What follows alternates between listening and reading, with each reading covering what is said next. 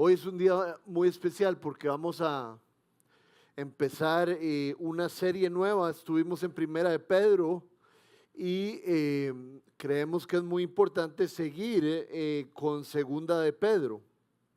Entonces quiero leerles la salutación, que es lo que vamos a ver el día de hoy acerca de la carta de Segunda de Pedro. Y dice así, Segunda de Pedro 1 al 2. Simón Pedro, siervo apóstol de Jesucristo, a los que por la justicia de nuestro Dios y Salvador Jesucristo han recibido una fe tan preciosa como la nuestra. Que abunden en ustedes la gracia y la paz por medio del conocimiento que tienen de Dios y de nuestro Señor. Oremos.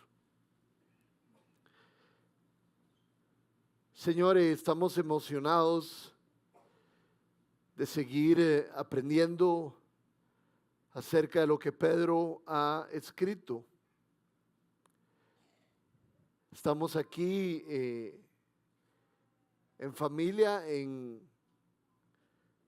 la casa que nos has dado. Recordamos, Señor, que hicimos una encuesta con varios nombres para ponerle a nuestra iglesia y la mayoría de personas la llamaron casa. Y te pido que así sea el día de hoy, que nos sintamos en nuestra casa, que podamos recibir la palabra de Dios.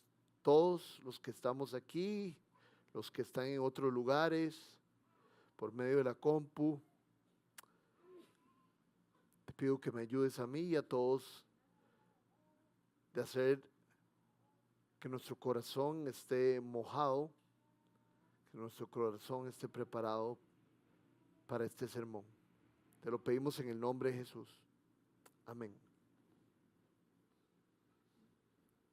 Bueno, esta carta es el seguimiento de Primera de Pedro y a la serie, o sea, a toda la carta, la hemos designado epignosis. Gnosis es conocimiento y epi es como algo fuerte, como multiplicado. Yo llevé dos clases de griego y me acuerdo como de 4 palabras. Y me acuerdo que eso era epi, que es algo fuerte, algo abundante, y entonces gnosis es el conocimiento. Y de eso vamos a estar hablando, del conocimiento de nuestro Señor Jesús. Es el tema principal de esta serie. Quiero darles la definición de epignosis exacta. Significa un conocimiento superior y experimental de Dios, de la verdad divina y del Evangelio por medio del Espíritu Santo. O sea, epignosis, y lo que oramos para cada uno de nosotros es que el conocimiento que tengamos de Jesucristo no sea solo algo que experimentamos en nuestro corazón, no solo sea algo que experimentamos por medio de nuestras afecciones, sino que sea algo que también retenemos y algo que pensamos en nuestros cerebros, en nuestras mentes. Creo que es importante, muchas veces hablamos cuando empezamos una serie acerca de el contexto cultural y el contexto histórico en que se basa la serie, pero yo no quiero hacer eso el día de hoy. Lo que quiero es coger quién escribe esta carta. Y cuando nosotros sabemos quién escribe esta carta, nos podemos ubicar y podemos saber un poco de la esencia de esta carta. La carta está escrita por Pedro, aquel hombre que era abierto, que era preguntón y que era muy franco con el Señor. Recordemos que Pedro siempre quería estar con Cristo. Pedro era parte del círculo de intimidad de Jesús. Pero quería tanto Jesús que cuando Jesús habla de que tenía que ser crucificado, Pedro le dice que él no iba a permitir que eso sucediera jamás. Y Pedro era aquella persona que decía lo que nadie decía. Se muestra en los evangelios como alguien muy valiente. Y ahora continúa siendo valiente porque escribe una carta con la intención de atacar las herejías que se estaban formando en Asia Menor, en las iglesias que estaban repartidas por lo que hoy es Turquía. Sabemos que esto no le gusta a mucha gente cuando la gente está involucrada en estas cosas, pero Pedro sí lo hace.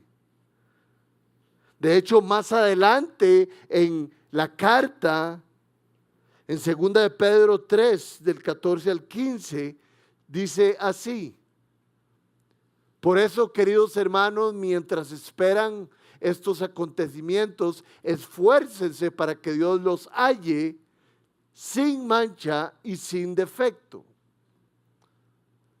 y en paz con Él. Tengan presente que la paciencia de nuestro Señor Jesucristo significa salvación, tal como les escribió también nuestro hermano Pablo con la sabiduría que Dios da. Segunda de Pedro está hablando de que nos comportemos y que Dios nos encuentre sin defecto y sin mancha, y eso es lo que se logra a través de la lectura de la palabra de Dios. Porque en la lectura de la palabra de Dios es cuando podemos entender y rechazar cosas que no son ciertas. Por eso es tan importante la lectura, las afecciones y los pensamientos que tengamos acerca de la Biblia y de nuestro Señor. Porque así rechazaremos lo que no viene de Él. El lugar que se describe donde fue escrita esta carta es en Roma, que era conocida como Babilonia. La primera Babilonia era un lugar de desenfreno, era un lugar lleno de pecado, era un lugar que oprimía a los judíos, al pueblo de Dios. Y Roma termina siendo lo mismo. Entonces, los cristianos y mucha otra gente le dice a Roma Babilonia.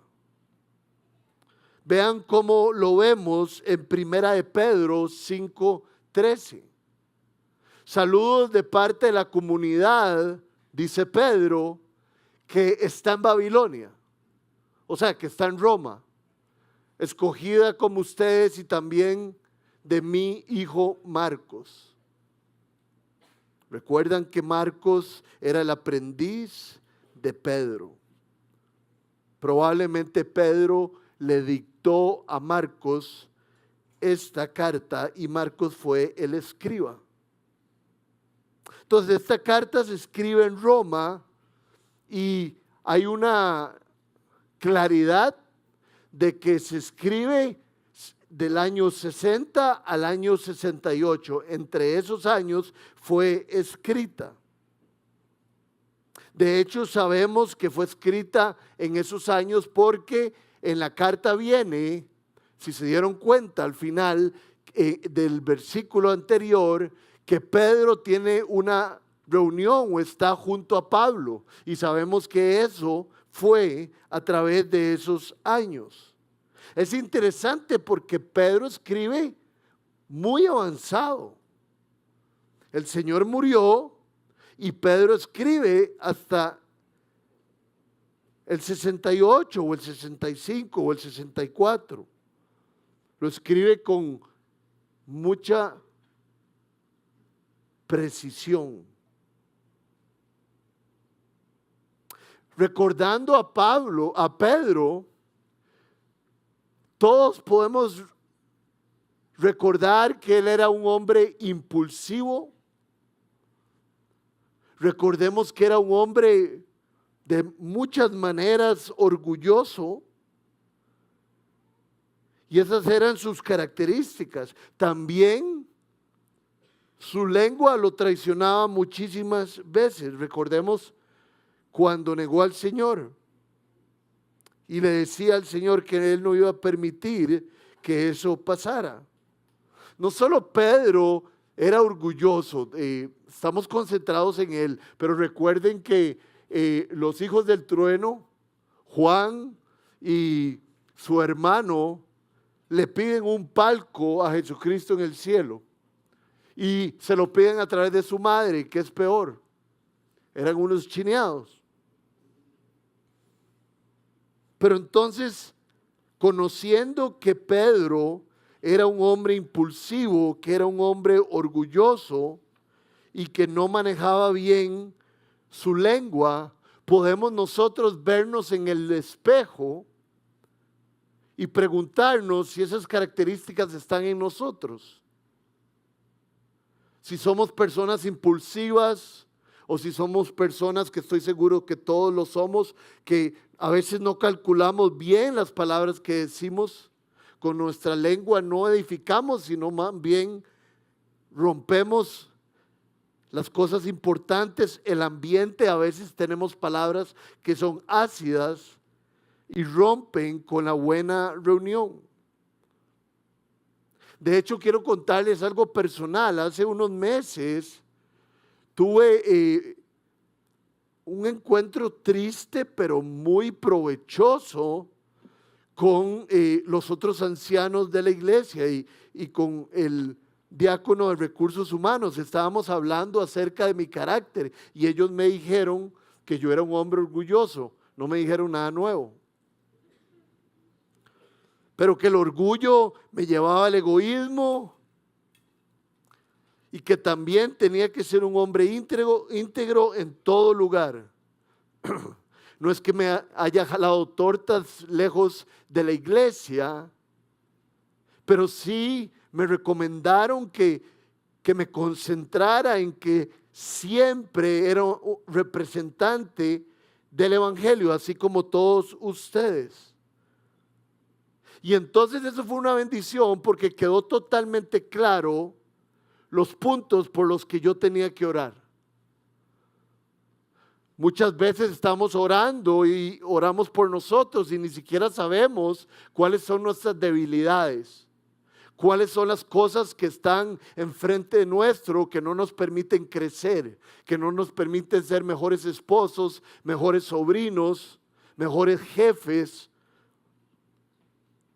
o tíos, cualquier cosa. Y entonces he podido conversar con personas maduras acerca de estas cosas que sé que Cristo quiere cambiar en mí. Y todos los días oro por el orgullo y por mi lengua. Y es increíble tener tan claro esas oraciones porque durante el día recuerdo esas características y puedo atacarlas y, como dice Romanos 8:13, puedo darles muerte, mortificarlos para ser maduro en la fe. Y esa es la invitación para todos ustedes. Tal vez no sean muy orgullosos, tal vez no tengan tanto que ver con problemas de su lengua, que hace alguna cosa que no debería ser, pero tal vez usted tenga otras cosas que usted ha identificado, las cuales puede entregar al Señor día a día. Y si no las ha identificado, Pídale a Dios que le muestre o hable con su esposa o con sus mejores amigos y va a tener el material correcto. No solo es qué necesito cambiar, sino si queremos cambiar. Eso es lo más importante. Vean lo que dice Tito 2, del 9 al 10. Enseña a los esclavos a someterse en todo a sus amos, a procurar agradarles y a no ser respondones. No deben robarles, sino demostrar que son dignos de toda confianza, para que en todo hagan honor a la enseñanza de Dios nuestro Salvador. Si tenemos claro las cosas que más nos cuesta, vamos a poder atacarlas, vamos a poder pedirle al Espíritu Santo que por favor nos cambie para esa última parte tan poderosa, para hacer honor a el Señor, a la enseñanza que hemos recibido. Un ejemplo de segunda de Pedro acerca de el crecimiento de nosotros está en el capítulo 1 del 5 al 9. Muchas veces he visto como que estas listas de características y de virtudes, como que en Pablo él las va desarrollando y como que van en aumento y una se conecta con otra, y creo que hay algo así en esta parte de Pedro. Pedro, capítulo 1, versículo 5 al 9, dice así: precisamente por eso, esfuércense, que es una palabra clave, por añadir a su fe virtud, a su virtud entendimiento, al entendimiento dominio propio, al dominio propio constancia, a la constancia devoción a Dios, y a la devoción a Dios afecto fraternal, y el afecto fraternal al amor. Y vean qué importante lo que dice al final: porque estas cualidades, si abundan en ustedes, los harán crecer en el conocimiento de nuestro Señor Jesucristo y evitarán que sean inútiles e improductivos. O sea que si no estamos buscando estas virtudes, no vamos a ser capaces de ser una luz en una repisa que alumbra todo el lugar.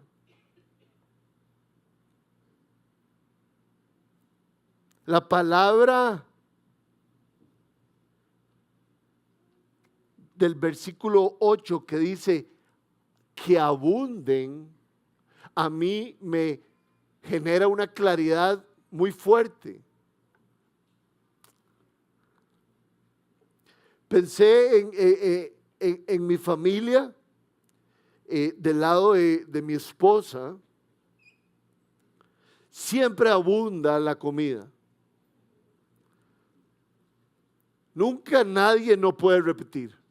Es más, usted puede mandarse como 3 veces. No es poquito, es algo donde uno se puede servir bastante.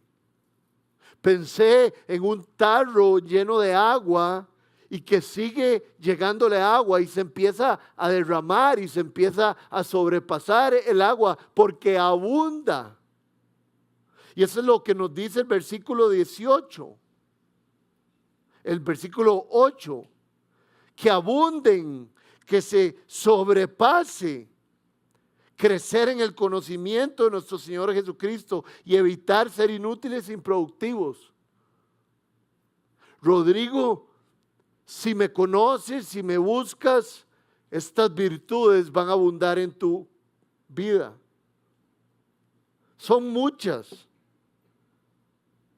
Esfuércese por añadir a su fe virtud, a su virtud de entendimiento, dominio propio, constancia, devoción a Dios, afecto fraternal, amor. son muchas, pero al final dice que todas estas vienen por medio del conocimiento de nuestro Señor Jesucristo. Entonces, no es tan complicado que sean tantas: virtud, conocimiento, dominio propio, sino que todas estas se van a revelar de acuerdo a nuestro caminar íntimo con el Señor.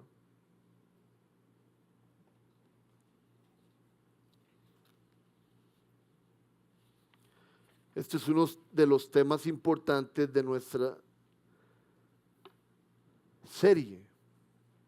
Quiero leerles, que siempre nos da una perspectiva diferente, cómo termina aquí Segunda de Pedro, aquí como por el 8 y el 9, y cómo ahí en el 8 y el 9, Eugene Peterson lo traduce en esta Biblia que él tradujo del griego, pero que habla de la vida más cotidiana, hace que las palabras sean más como vivas, de la calle.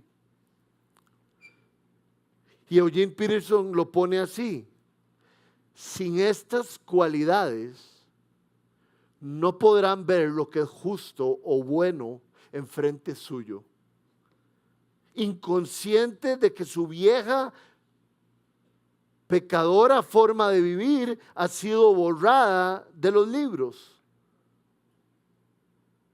O sea que si nosotros no buscamos tener intimidad con Dios, vamos a estar ciegos. No vamos a poder ver a los que hemos puesto nuestra fe en Cristo, no vamos a poder ver lo que Cristo ha hecho en nosotros y lo que está pasando en nuestra vida. Vamos a estar inconscientes de nuestra vieja pecadora forma de vivir. Y vean qué bonito como lo pone al final, que esta vieja forma de vivir más bien ha sido borrada por medio del Señor Jesús, por medio de su sacrificio, de los libros. No sé, me hace pensar que eso que muchos pensamos en algún momento, que puede ser verdad o no. La Biblia no habla de esto, es importante mencionarlo. Pero en algún momento yo me pensé que el Señor apuntaba a mis faltas. Y dice aquí que por medio del conocimiento de lo que Dios ha hecho, saber que nuestra vieja pecadora forma de vivir ha sido borrada de los libros, como que me imagino libros de nuestros pecados. Pero dice el texto que lo que había en estos libros ha sido transmitido al libro de la vida. Nuestros nombres están escritos ahí. El que ha puesto su vida en Jesús, el que se ha arrepentido de sus pecados, el que realmente quiere vivir una vida digna porque quiere vivir como Jesucristo, puede tener la seguridad de que su nombre está escrito en el libro de la vida. Y que al llegar a la presencia de Dios, se le va a poder reconocer por su nombre, como el Señor lo reconoce hoy. Dice la palabra de Dios que hasta conoce cuántos cabellos tenemos en la cabeza. Hay algunas personas que es más fácil saber los pelos que hay en sus cabezas. Cada uno que le caiga el guante.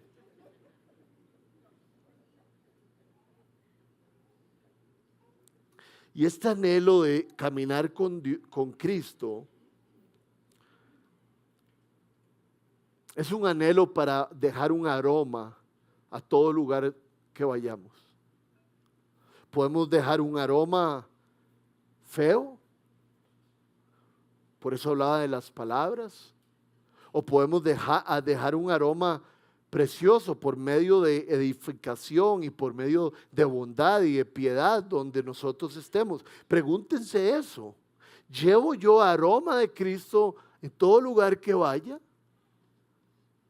Reuniones, fiestas, trabajo, en el Fresh Market, en Palí, en Pequeño Mundo. Llevo yo a Cristo y se nota que yo soy un seguidor de Él. Recuerden lo que pasa con Moisés cuando él sube al monte. Bueno, Dios le dice que solo él puede subir al monte.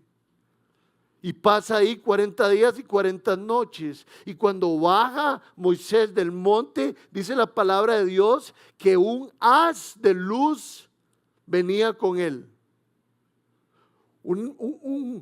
Una luz tremenda.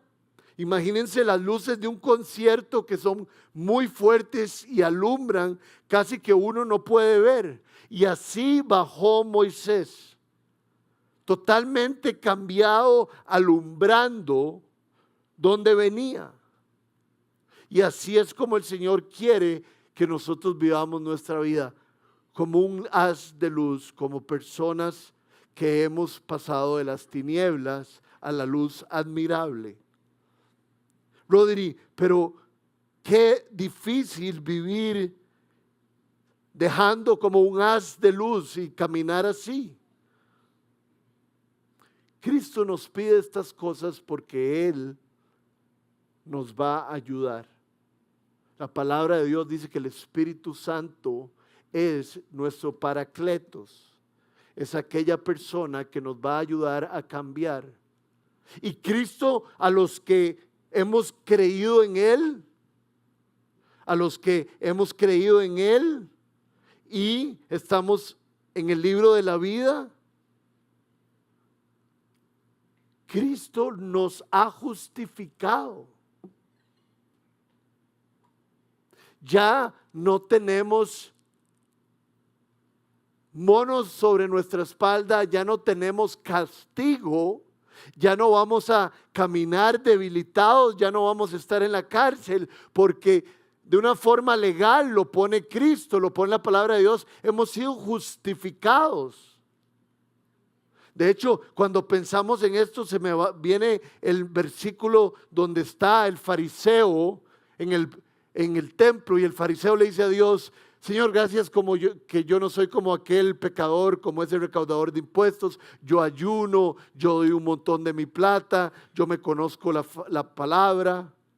Y dice que el recaudador de impuestos, a diferencia del fariseo, como que ni siquiera se atrevía a alzar la vista a ver a Dios y de una manera gráfica se pegaba en el pecho. Y le dice: Señor, ten piedad de mí. Y la Biblia dice que el que se fue justificado es el recaudador de impuestos. Dios lo justificó por su fe, por su pobreza de espíritu. Entonces, nosotros necesitamos saber que cuando creemos en Cristo, somos justificados. Pero esta justificación y este amor y esta gracia que Dios nos da, permite que el Espíritu Santo empiece a caminar con nosotros y nosotros dejemos de practicar el pecado y cada vez seamos más cambiados. Cristo no espera perfección. Cristo sabe por dónde vamos a caminar y no tenemos que caminar con culpa. Tenemos que caminar y si nos caemos nos ponemos de pie. Pero toda esta lista de virtudes es solo donde Dios quiere que vayamos, es para darnos una visión, pero no es para cargarnos. Eso sería legalismo, lo vimos la vez pasada. Nosotros deberíamos evitar el legalismo y saber que somos libres en el Señor. Y que estas cosas que queremos hacer es por lo que hizo por nosotros, no es para ganarlo a Él. El otro día leí que Donald Trump se jaló una torta en una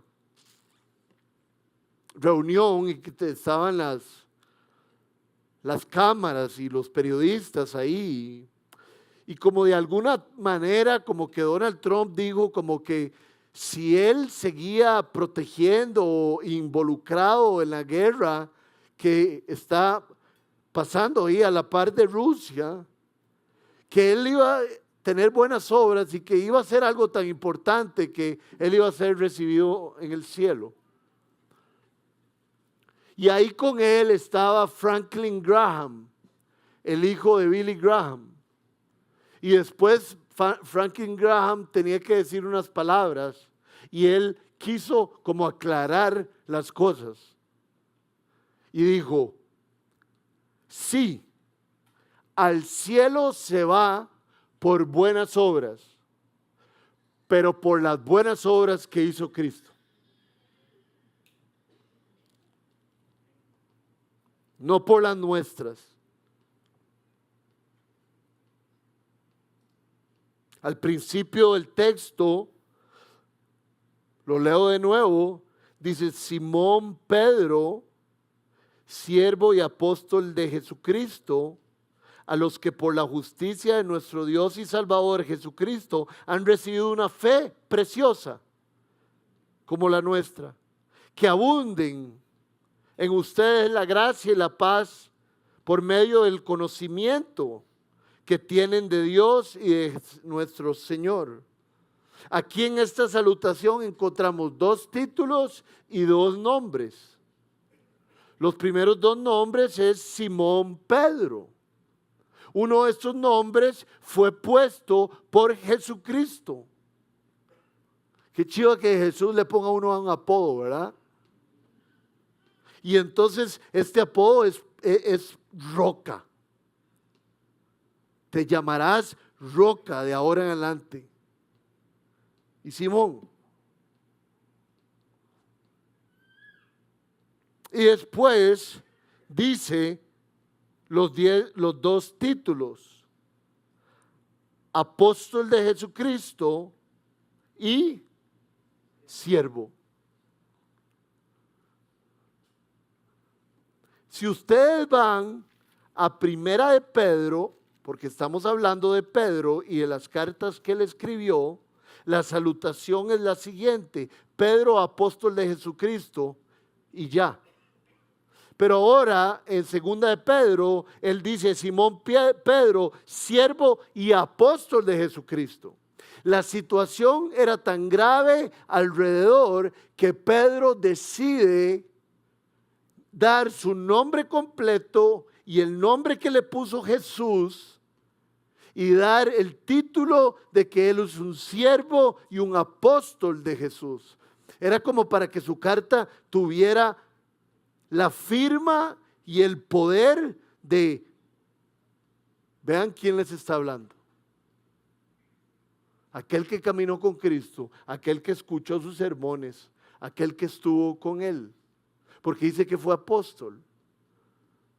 Los apóstoles eran esos 12 personas que caminaron con Cristo. Se dice claramente que los apóstoles son aquellas personas que vieron a Cristo y después caminaron con él. Solo los 12 discípulos y Pablo, camino a Damasco, han visto a Cristo. A veces hay un personaje en Hechos que se le llama apóstol, pero es por otras razones, porque apóstol significa enviado. Entonces en Hechos, cuando se le menciona a este hombre, es como se le está mencionando como alguien enviado, no como alguien que vio a Jesucristo. Entonces Pedro dice, yo soy un apóstol, pongan atención. Pero después dice, yo soy un siervo. Y eso es como el balance que Dios quiere en nuestras vidas, ¿verdad? No somos apóstoles, pero somos enviados. Y además somos siervos. Un siervo es una persona que está subordinada a alguien. Un siervo es una persona que sirve a alguien. En aquel tiempo era alguien que hacía de todo, inclusive lavar pies. Llegaban algunas personas, probablemente muchas llenas de caca, porque los caballos estaban ahí, un montón de animales y la calle estaba lleno de eso y andaban en sandalias. Pero el siervo les lavaba los pies para que entraran a las casas. Y Pedro hace esa conexión, dice, yo soy un apóstol, pero los apóstoles son siervos. Y se podría decir lo mismo de Casa 242. Cada uno de nosotros somos creyentes, somos hijos de Dios que sirven, que somos esclavos, que estamos subordinados al pastor supremo. Pero estamos subordinados para hacer lo que dice Efesios 2:10, caminar en las buenas obras que Él ha preparado de antemano para nosotros. Caminar en el camino de Dios, en los 10 mandamientos, que honrar a padre y madre, no robar, no andar en adulterio, son cosas que nos dan vida, no son cosas pesadas. Y Él nos ayudará. Seamos como Pedro, siervos del Señor. Un día de estos tuvimos una reunión de servidores de todas las personas que tienen un puesto aquí en la iglesia. Desde hacer un café, a dar la bienvenida o simplemente a dar anuncios. Tuvimos una reunión de servidores que espero que usted muy rápidamente también se integre a los servidores de nuestra iglesia, y hay una gran necesidad con los niños, para que sepan, y ojalá se ofrezcan a ser siervos en los niños. Pero algo pasó muy interesante que siempre pasa. Las personas que trabajan aquí tiempo completo, las personas que sirven aquí tiempo completo, somos los que nos encargamos en la reunión de servidores de entregar la comida, en este caso, nos dieron a mí y a Checho el trabajo de poner los helados en una galleta riquísima, así como un bowl de galleta. 11:43, ya esto causa algo. Y teníamos bastantes helados, entonces al que quería, yo soy un poco informal a veces, entonces lo surtíamos.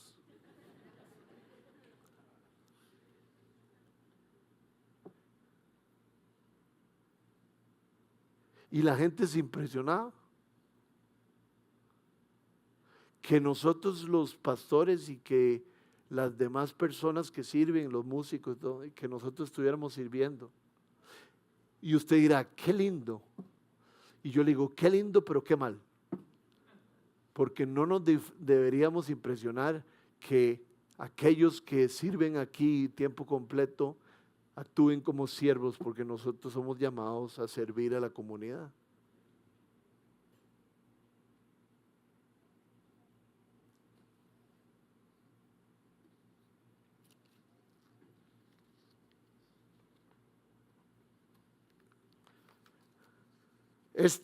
Los dos títulos, estos son los dos nombres. Y ahora en el versículo 2 dice que abunden en ustedes la gracia y la paz. Esas son las palabras claves. Que abunden en ustedes la gracia de Jesucristo, o sea, el favor inmerecido de Jesús. Y yo me imagino que entonces Pedro está pensando que abunden ustedes lo que Cristo ha hecho por ustedes, que los ha perdonado y que ustedes no merecían ese perdón. Hay gracia. Yo le digo a Ela, te has portado mal, Ela. Son estas cosas las que no tenés que hacer, las has hecho repetidamente. Pero a veces le digo, mi amor, te voy a dar gracia. Vos no mereces esto. Pero podés jugar con el teléfono o 5 minutos, solo 5 minutos.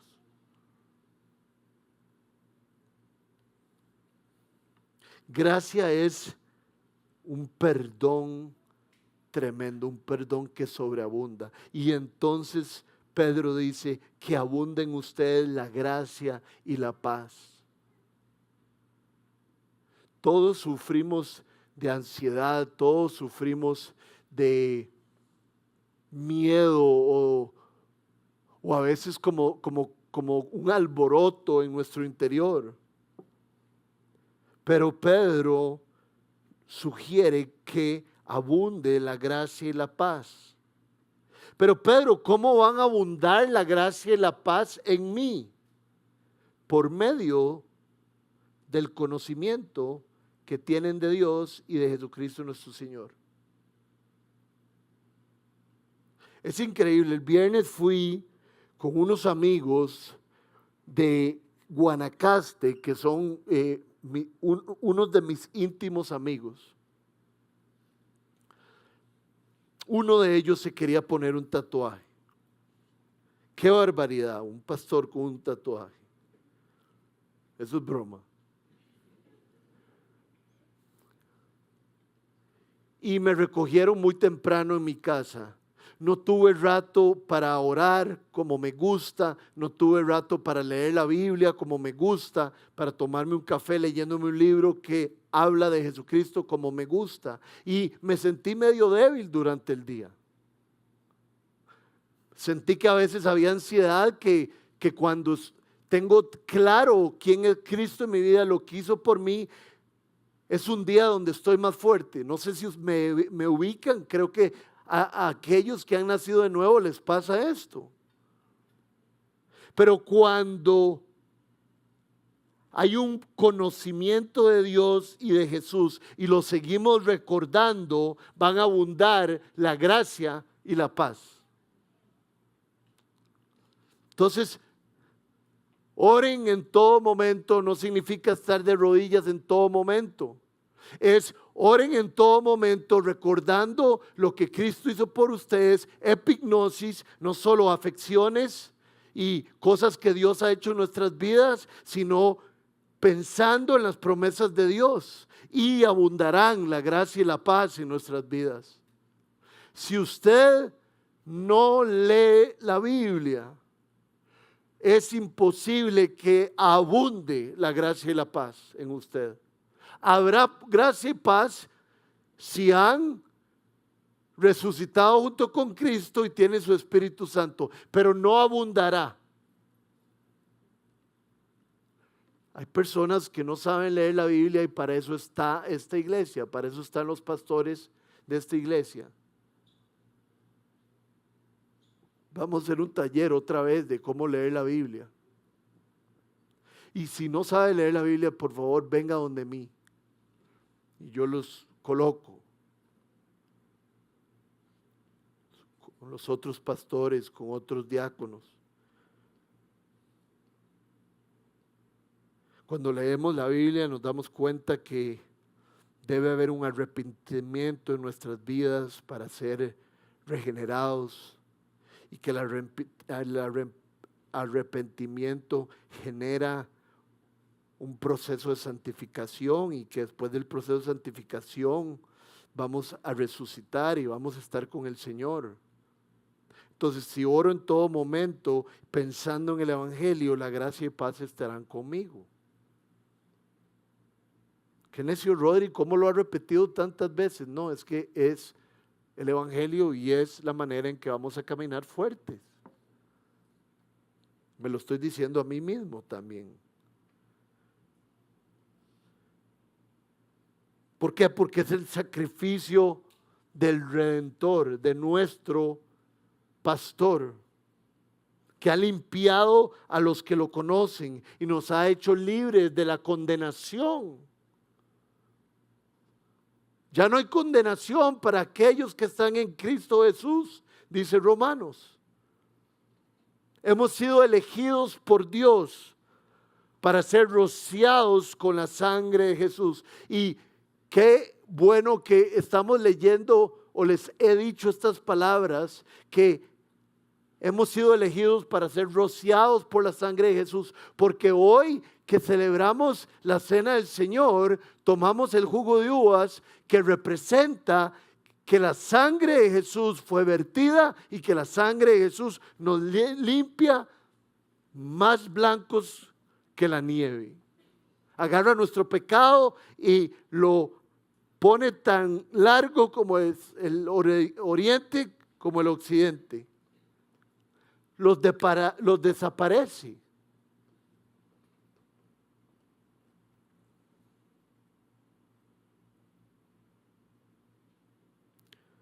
La inquietud que todos tenían, Pedro la quita. Tengan certeza de lo que Cristo ha hecho en ustedes. Pedro lo dice con autoridad, dice quién es, dice con quién ha estado y después dice, conózcanlo. Voy a cerrar con una historia. Yo casi todos los viernes voy a Multiplaza, a la librería internacional, porque ahí le gusta a él a leer. No sé si un pastor debería hacer eso, pero yo también agarro un libro y me siento ahí media hora y no lo compro. Pero nadie me dice nada. Hay sillones y la gente lo ve y yo no me escondo ni nada. Pero cuando andamos en Multiplaza, él la juega con no tocar las rayas. Y me dice, papi, haga lo mismo. Y yo le digo, no, mi amor, yo ya no estoy para eso.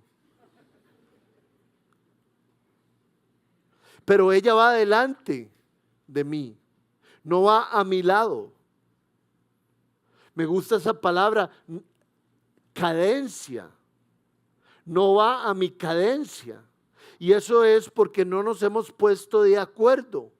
No le he dicho, Ela, vamos a caminar juntos. Y eso es lo que quiere Jesús.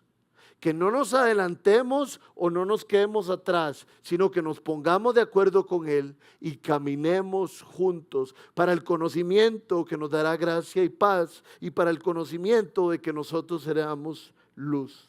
Toda esta verdad y limpieza llega por epignosis, porque hay una multiplicación cuando pensamos en nuestras experiencias con Dios y las promesas que Él nos da. Vamos a orar.